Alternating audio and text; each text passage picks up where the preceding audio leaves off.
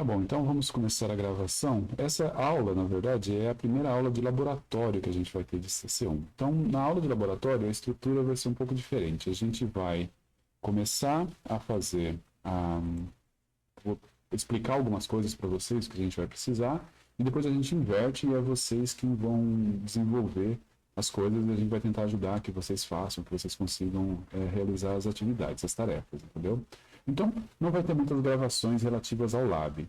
Nos labs vão ser algumas gravações, poucas gravações ao longo do semestre. Mas, de qualquer forma, fica registrado aqui, tá bom? Quem vai estar ajudando nessa parte aqui vai ser o Heitor.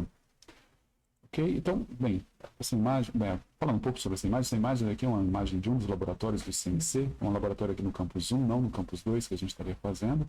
E uma aula de laboratório, em geral, a ideia é essa. Eu tenho um professor que deve estar aqui na frente explicando alguma coisa, os alunos prestando atenção, aparentemente. Um está olhando para a câmera, mas ok.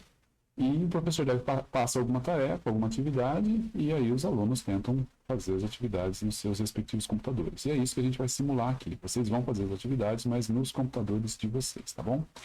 Então vamos lá. Antes da gente começar a fazer a atividade, a única coisa que eu quero mostrar para vocês é o seguinte. Nós temos aqui, primeira coisa, o Replit, que nos acompanhou já nas aulas anteriores, certo? E o Replit é uma opção para a gente utilizar uma coisa chamada IDE. IDE é Integrated Development Environment, alguma coisa assim.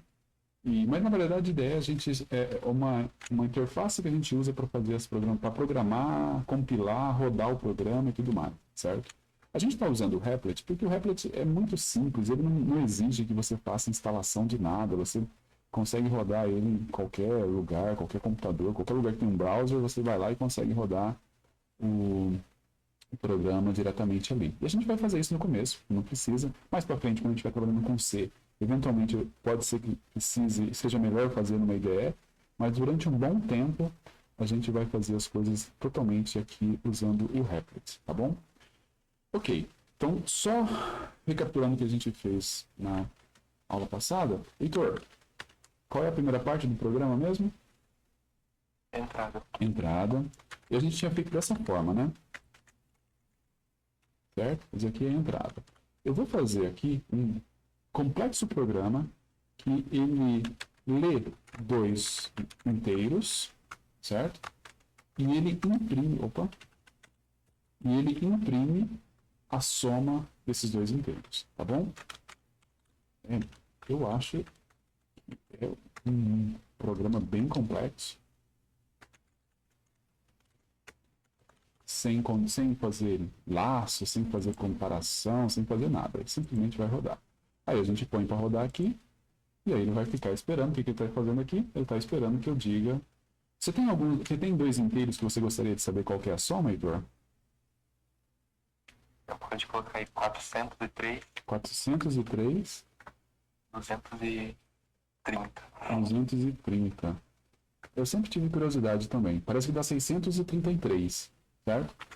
Esse daqui é o nosso complexo programa que a gente tem para fazer, tá bom? O que a gente vai fazer agora? Primeira coisa, eu já vou parar a gravação daqui a pouquinho e eu espero que depois que a gente fizer isso, todo mundo vá no Replit e faça exatamente esse programa aqui, tá bom? Só que a única coisa que a gente vai fazer é o seguinte, eu vou rodar de novo, Heitor, e aí a gente vai tentar fazer quanto que dá 4.5 mais, sei lá, 7.9. O que você acha que vai dar? Vai dar erro. Vai dar erro. Por que vai dar erro? Porque você colocou ali o int, o valor inteiro. Exatamente. Então, int é quando eu estou pedindo que o cara seja inteiro.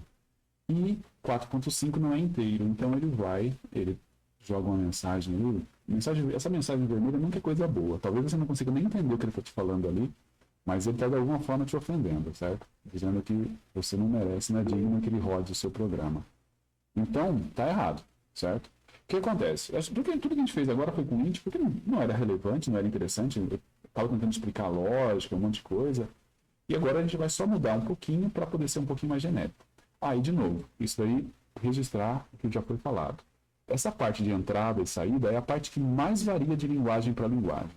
Saber fazer entrada numa linguagem não quer dizer nada sobre saber fazer uma entrada em uma outra linguagem, entendeu? Então, é uma coisa que, por exemplo, eu não dou muita atenção como é que se faz a entrada, porque eu não acho que a parte da lógica da programação tá em saber fazer a entrada, porque você vai ter que aprender de novo. Se a gente mudar de Python para Ruby, você vai ter que aprender como é que faz a entrada em Ruby. Se a gente mudar para Perl, você vai ter que aprender a fazer a entrada em Perl. Se a gente mudar para Haskell, você vai aprender a fazer a entrada em Haskell. Se vai mudar para C, quando a gente mudar para C, vai passar um tempo tentando entender como é que faz a entrada em C, que é um caos. Acho que a pior coisa de C é fazer entrada, na minha opinião. Mas de qualquer forma, por isso que eu estou falando, a gente não tem muito que gastar muito tempo aqui. Mas algumas coisas a gente precisa. A gente consegue fazer as coisas ficarem mais genéricas se a gente trocar de int para float. Quando a gente for começar a trabalhar com C, eu vou explicar por que se escolhe a palavra float. Tá? Por que eles usam float para representar número quebrado, igual isso aqui? Poderia ser real, né? Real. Int ou real. Poderia ser assim. Tem linguagem, inclusive, que faz isso. Mas a boa parte das linguagens acaba chamando de float. Tem um bom motivo para isso, mas eu vou explicar só quando a gente chavear para C. Tá? Agora, deve funcionar. Eu vou rodar aqui 4.5 e 7.9. Ele nem reclamou ali e já apareceu as coisas aqui para mim. Tá bom? Por último, eu só vou explicar uma coisa aqui, que é o seguinte. Eu vou fazer o seguinte, eu vou pegar um B que vai ser A dividido por B, tá bom? A dividido por B. E aí eu vou pedir para ele imprimir a soma, e depois eu vou pedir para ele imprimir o B também. Ok? Vamos rodar isso aqui. Então eu vou colocar 4.5, 7.9 e aí ele imprimiu. Repara que ele colocou o D ali e esse D ele jogou um monte de números também, certo? Um monte de coisas ali foram jogadas. O que acontece? Acontece que quando você está fazendo esse print, e o print vai ser um float, ele tem várias possibilidades na hora de você representar como é que esse float vai ficar, tá bom?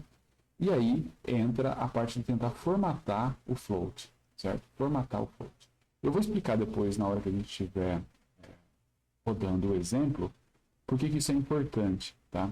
A gente vai estar usando o runcodes, e o runcodes, ele, para entender exatamente o que você está fazendo, ele precisa saber quantos desses números aqui você quer que ele considere. E aí, por isso, você não pode simplesmente falar print D.